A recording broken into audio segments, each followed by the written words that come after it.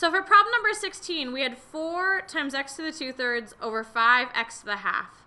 We need to simplify this. Now when I look at this problem, I notice that both of these have the same base. I have x over x. And I know that when I have x over x, with division, what can I do with the exponents? Subtract. Good, I can subtract. So this is going to be 4/5 x to the 2/3 power minus 1/2.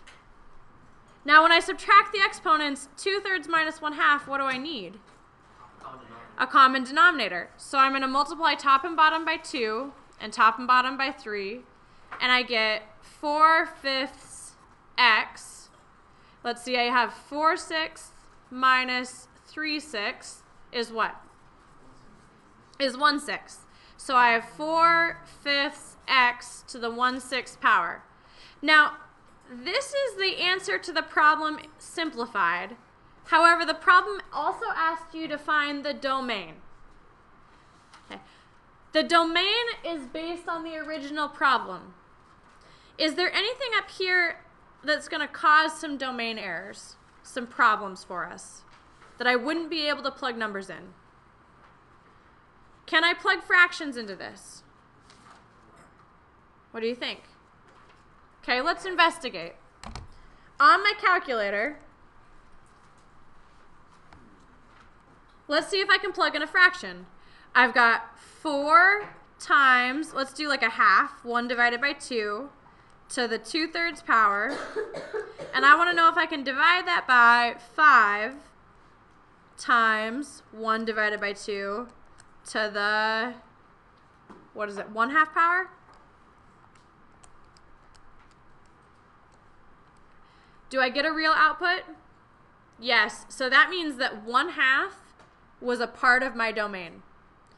What numbers can I not plug into this function? Why not negatives? Because of what? It's a fraction. Which one is a fraction? Which one is the problem with the negatives? Can I plug in a negative here for x to the 2/3 and get a real output? Let's try it. If I plug in -2 to the 2/3 power, does that give me a real answer? Yes. So I can plug in a negative there. Where can I not plug in a negative? On the bottom. You can't divide anything by 0. Wait, if I plug in a negative, I get a 0 down here?